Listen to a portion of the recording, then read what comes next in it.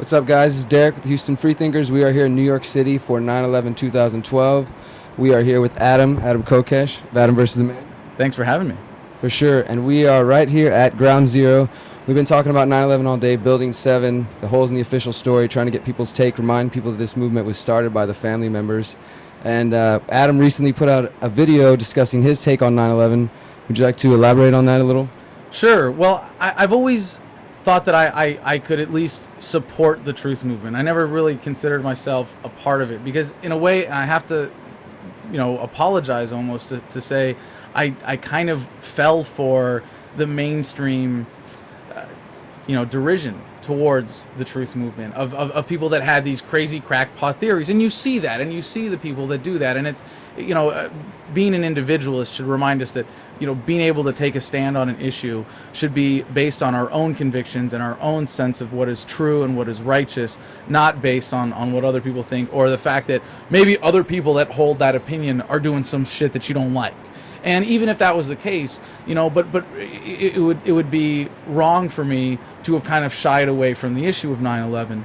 But more importantly, it's seeing what's true about the movement now is that I had some serious misconceptions. The majority of people in the truth movement are not the ones saying it was an inside job. And I would never say that because to me, that's crossing a line of saying I know what happened in a certain way. And in a sense, I take the agnostic position as to what happened on 9/11, but I know the government story is the most absurd one out there. And that alone, I mean, if that doesn't piss you off, if that doesn't motivate you to at least raise the issue and ask people why, when you guys come out here and you're on the street and you're passing out 9/11 truth flyers, why people have the fucked up emotional reactions that they do, because it's still a really relevant issue to the American public. It's still really important for the American psyche. And in that sense, it's not enough for me to just say, well, I support the truthers doing that. And I want to be able to differentiate. I don't want to say my sector of the truth movement, because really it's the majority of the truth movement that feels the way I do. I mean, correct me if I'm wrong, because you've got a lot more experience with people raising this issue, but the majority of people who would call themselves truthers aren't people that subscribe to a particular theory and go around the world saying, I know exactly what happened and it was this. And I even would say I'm glad that there are people who are getting into the details. I'm glad that there are people that are looking into the motivations of the insurance companies and the chemical composition and the structure of the buildings and what happened. I'm glad that that's happening. But for me, in the bigger picture, it's a gateway issue. And for what I'm concerned about, the message of liberty, getting people to wake up and live their lives based on the values of liberty, it's a very important gateway issue. And I'm really grateful that Alex Jones and so many people have used it as an effective issue to bring people to a philosophical approach to the world. But you don't have to suggest a particular theory of what happened. If you can get people to say, guess what? You shouldn't trust the government. That's the major step. That's the breakthrough that changes the way people think. And for that, I wholeheartedly support raising the issue of 9/11, raising the issue of 9/11 truth, raising the issues with the holes in the official story, because it makes people come to a very powerful and empowering conclusion. Definitely, and I agree with you as far as the majority of the 9/11 truth movement, there isn't a consensus idea. There's a number of theories, and they often conflict with each other. And that's what I tell people on the streets, is you can ask everybody that's out here, and you'll probably get a different answer for what we all believe that's happened. But we know that the official government story is a lie, and that's obvious. And as you said, if you believe that story, then you are a sucker. We're still going to try to reach you, but it seems that maybe you're missing some critical thinking. Or more importantly, if you're not willing to question, because to be fair, there are people who are just like, shut off, can't hear it. And, we just walked past half a dozen of them who are, screaming about how small their penises are and what beta males they are, wanting to suck up to authority and trust government. And you're like, really? You don't need 9/11 truth, you need therapy. There are people like that. And then there are people who just, don't know better, or like, the high school students that you just passed, that you were handing out flyers to on the street. They're receptive to it because at least they're willing to question and they're open to it. But then you have that difference. But for the people that are willing to hear it, I think it's not, do you believe the official story or not, because most people who believe it simply believe it because they've never really been presented with an alternative, or they've never been presented with it in a credible way, and it's just sort of the narrative that they get. It doesn't affect their daily lives. They're not going to think about how important it is and how it changes their perspective on government. But if they're at least willing to hear it, they're of an open mind, and maybe it's not the most important thing to talk about, and maybe you don't want to jump to like the chemistry of nanothermite, but if you can get people to start questioning other things, because to be honest, 9/11 is less relevant than a lot of current issues that are going on. The premises for the war in Syria really don't have much to do with 9/11. Like, the government is kind of, 9/11 is still there as an excuse for the global war on terror, for so many elements of the police state, but in a way, they've kind of moved past relying on 9/11 specifically. It's a very important part of the psychological soil, don't get me wrong, but, the justification for the war in Syria isn't 9/11. They definitely laid the groundwork with the war on terror, which makes it easier to drum up support for wars in general. But you're right, Syria is not directly related to 9/11, but we can see the effects of it. And earlier we were kind of discussing, you mentioned the liberty movement, and we know you're a voluntarist, and I consider myself to be in that same vein, to look at society and to try to create an anarchic society, a voluntary society.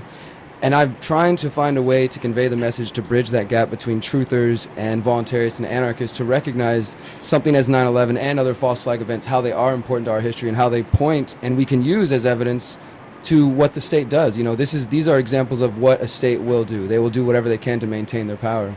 Well, they're kind of, those issues are kind of at different levels. You've got, Gulf of Tonkin and the whole history of false flag and 9/11.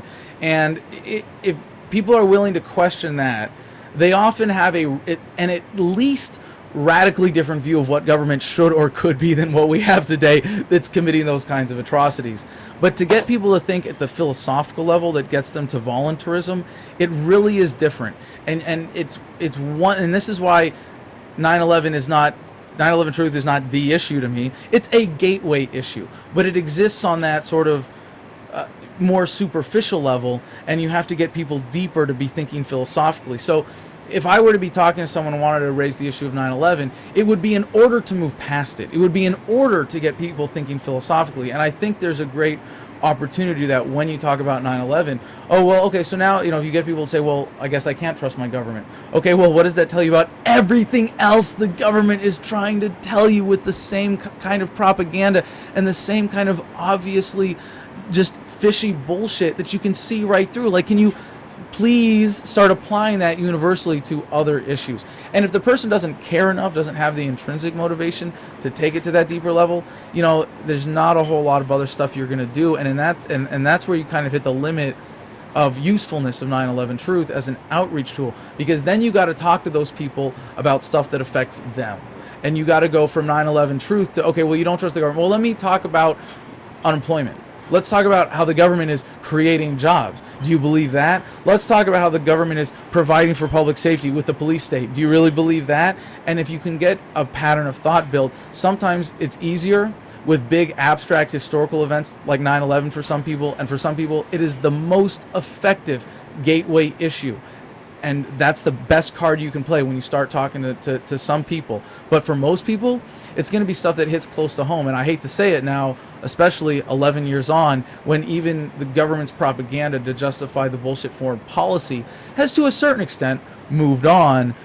It's, there are a lot more powerful ways to connect with people. But for some, it's really effective and it's the most efficient thing. And that's why, like I've always said, I stand with the truthers. I support what truthers are doing. And now I guess, calling myself one. Now Adam's a truther. But like you're saying, man, 9/11, it is a gateway drug.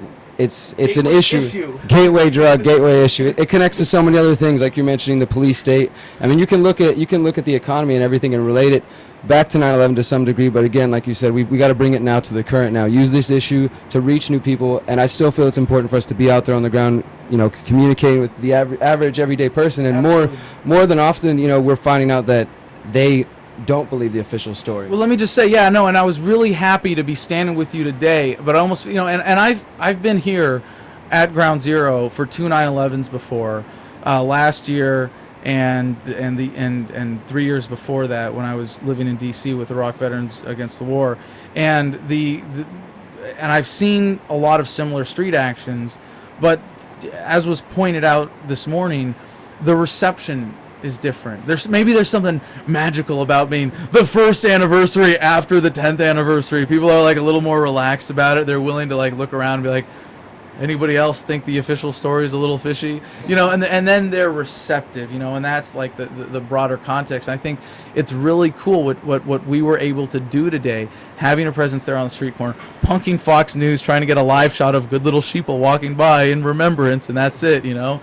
And being able to share the story with people on the street and just reach out to, and sometimes you get in shouting matches, and it just shows the, you know, emotional immaturity of the people that are clinging to the official story because, you know, they want to believe that government is good and looking out for them, and it's this bullshit political Stockholm syndrome where they love the slave masters. Exactly.